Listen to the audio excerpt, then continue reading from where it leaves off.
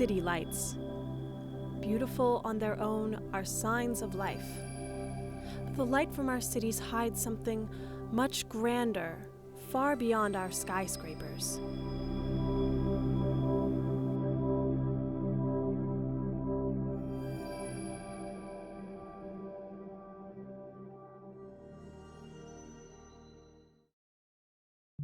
We realize that we're not the only thing there. So we think we're almighty because of our own artifacts. And we're not, and seeing the sky as it is gives us a sense of that.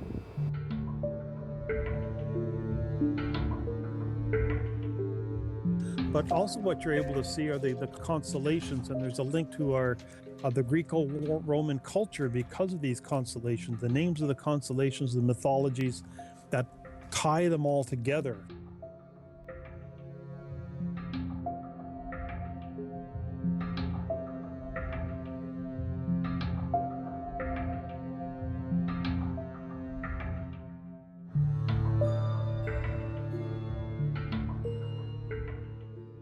The real problem is the Greater Toronto Area. You wouldn't think that something that far away would have an impact, but if you're here at night, you can look south and see the light dome from the GTA just shining out. So historically, people were afraid of the dark because some predators were out at night. And if you didn't stay huddled close to the fire, you were eaten. You became somebody else's meal. But that's changed. There's a space up in the sky near the Big Dipper where you can see two galaxies in the same field of view. They're 12 million light years away, which means the light has been coming towards your eye for 12 million years, and just as it gets here, you put your eye in front of the eyepiece and you see it. That light has been on its way since before there were human beings. You can never see that from this observatory because light pollution robs you of that view. If there was no light pollution, I think the most spectacular vista is the midsummer sky with the Milky Way. The immensity of it is quite striking. The first time people see Saturn, that's always a pretty pivotal moment when you see the rings, and most people assume that we've stuck a picture at the end of the telescope, that it couldn't possibly be real.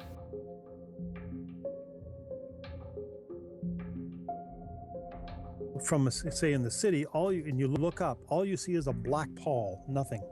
So it's as though you've got a lid on the city. You can't see anything beyond the city. As a result of that, all they're able to see is the artificial world around them. In the country, you see a much grander scene above you. So how did we lose our connection to the stars? And what exactly is light pollution? Light pollution is any harmful use of light. Now, it's often used to refer to sky glow, light that shines above the horizontal and ruins our view of the stars. Okay, but it encompasses a lot of other aspects as well. Light pollution is everything from people turning on lights in their houses and not pulling their blinds, to driving on the highway with their high beams on, to installing highways with light standards that emit huge amounts of lights that just aren't necessary. If you look at what is necessary, it is probably about 30% of the light that we use on our roads. So one of the things that concerns us, of course, is when people install lights that beam everywhere, beam up, beam down. I mean, it's sort of useless. It's a very, very new paradigm that we're getting started on. One more generation, it'll be common sense. For example, my grandparents would have thought of nothing about air pollution, water pollution. That's what comes with society.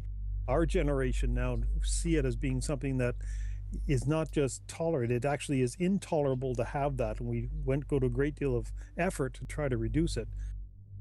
And when it comes down to light pollution, people are realizing, because of the increase in cost of energy right now, that reducing light pollution doesn't cost anything. In fact, you save money.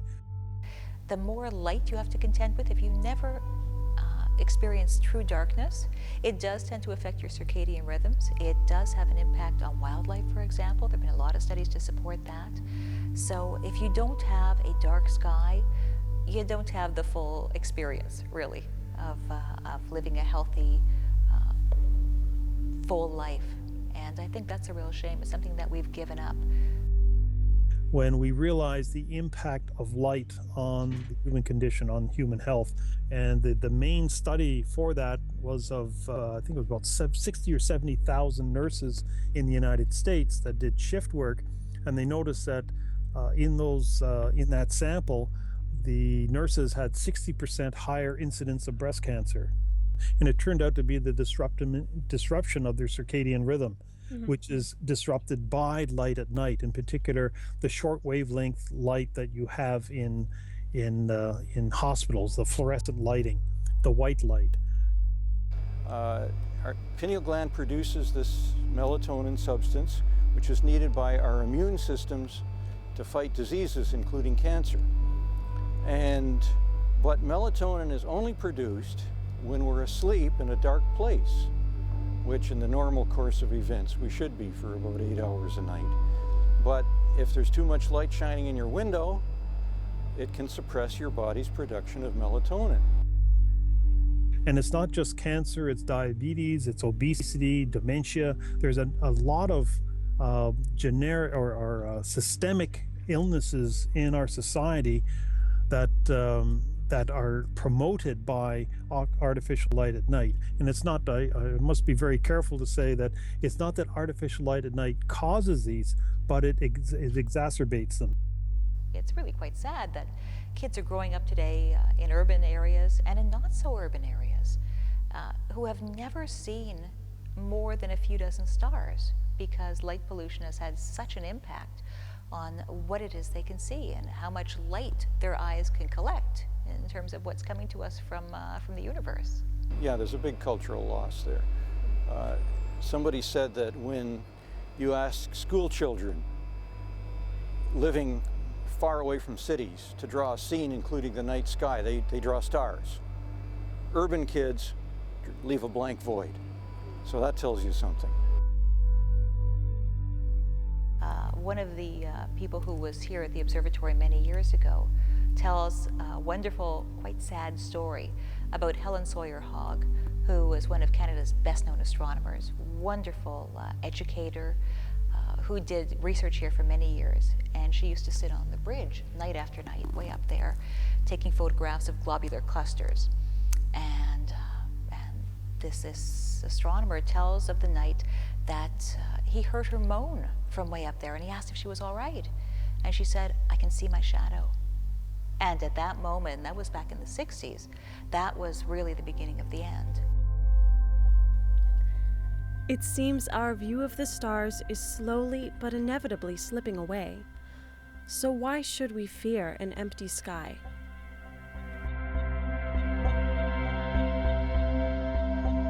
I think that it's important for us to get a sense of where we are in the universe. And if we are just going from building to building or driving along a road, and we never look up and see more than us, we don't really have a sense of our own place in the universe.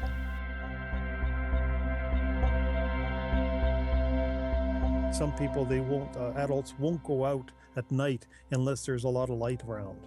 And they're scared of the dark. They're scared of what is out there that they don't know about. For 4 billion years, all life on Earth has evolved with one constant, and that is a day and a night. All other things have changed, but the day-night contrast has always been there. So by putting up light, and we've been doing this for the last only about 100 years or so, we've changed that environment in a very fundamental way. It's more moving because it's beyond, it's grander than anything we can conceive of. It's a place that is immutable. We can't do anything. We can't modify it. The best we can do is send satellites into orbit.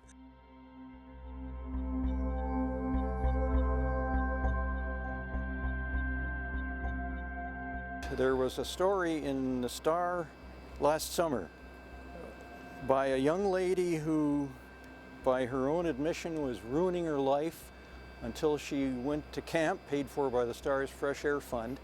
And she said she went out one night and lay on a rock and looked up at the stars and saw them like she had never seen them before. And she said that changed her life. It gave her a purpose. And how many young people ruin their lives because they don't realize that the universe is there? I mean, when you think about it, you tend to feel pretty insignificant when you look out and realize what a tiny, tiny speck we are in the cosmos. But by the same token, the fact that we are here and we're alive and we are so much more than you know, a chunk of rock on the road, I mean, that tends to put a very different perspective on things as well. We'd look up and maybe see 2, 3, 4, 5 stars. And it's already like that over places like the center of New York City. And I hope we don't go that way. But as things are going, you know, it's getting a little worse every year. Lighting engineers love to throw up lights here, there, and everywhere. And if nobody tells them to shine the lights downward, they're happy not to. Because it's part of knowing who we are and where we are in the universe. And we learn so much from the study of astronomy and the study of what's happening on other stars and the planets that orbit around them. And there's so much yet to learn. The more difficult we make it to have those learning experiences, the less we as a society will know.